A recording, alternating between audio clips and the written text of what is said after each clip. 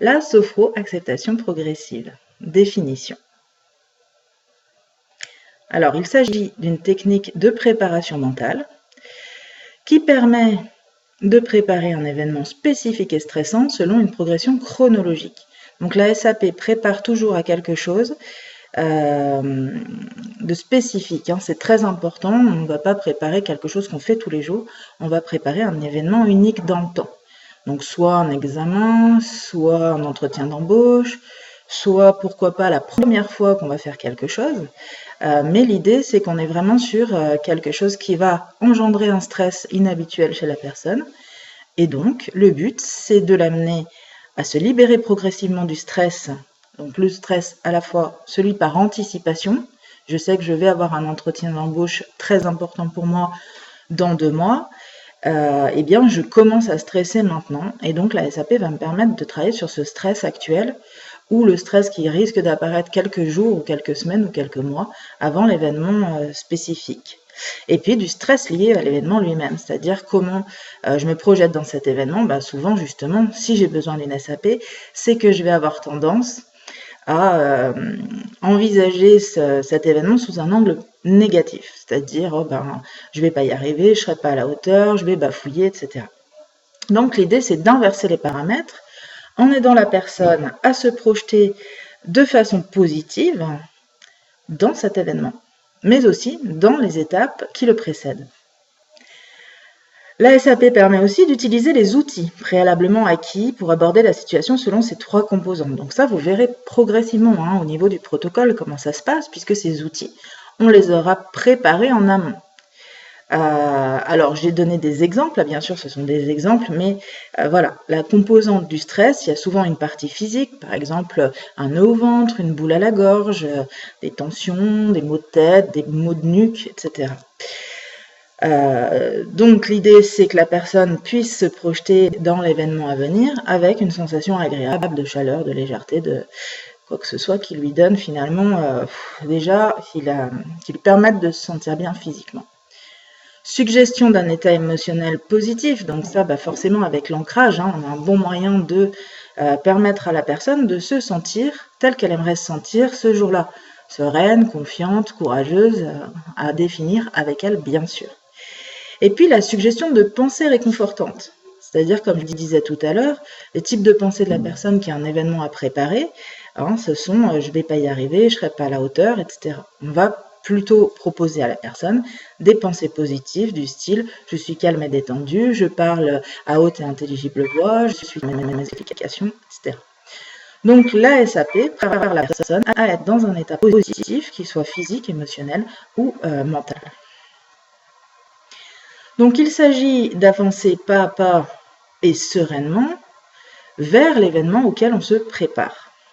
Là, je vous ai fait un petit schéma. Alors attention, la SAP ne concerne que les 3 dernières marches. C'est pour vous expliquer un petit peu, ça vous permet de comprendre déjà un petit peu par anticipation ce qu'on va faire au cours du protocole.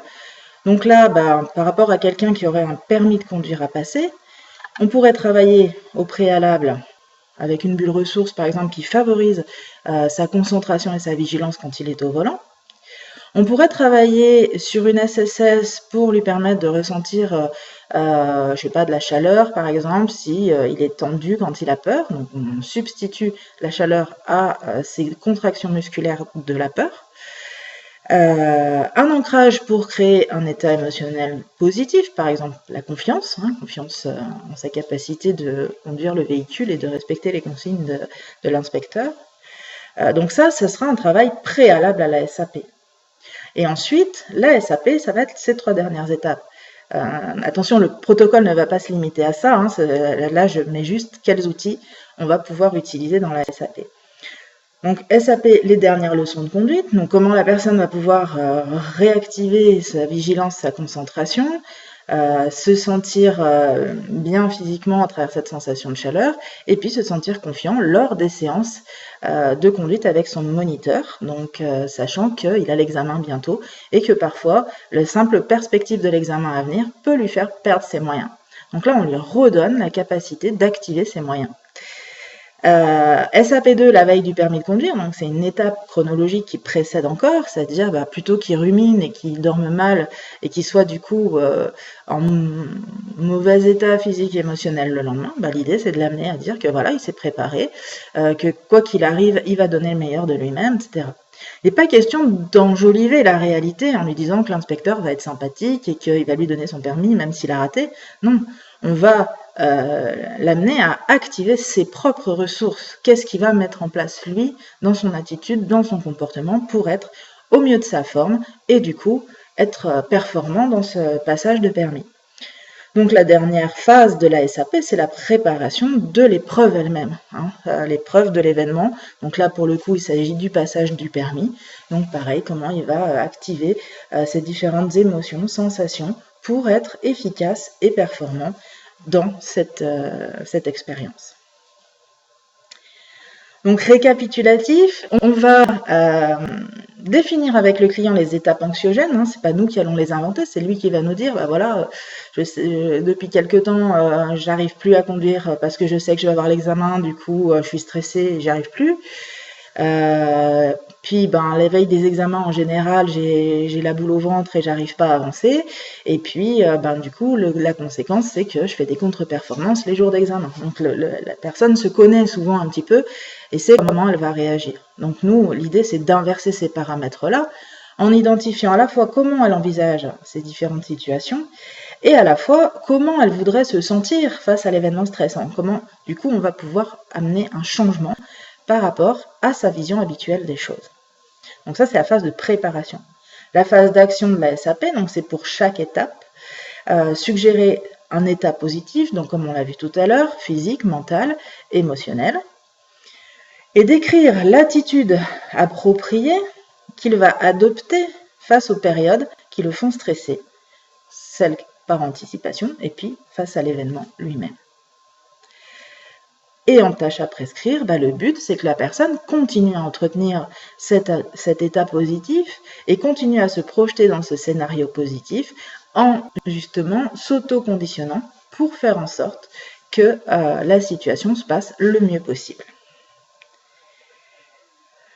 Alors, je vais réduire ma vignette, voilà. Alors, nota bene, donc il est question de permettre au client d'aligner son mode sensoriel, son état émotionnel et ses pensées sur l'idée de sa propre capacité d'action et de réaction lors de l'événement et des étapes qui le précèdent.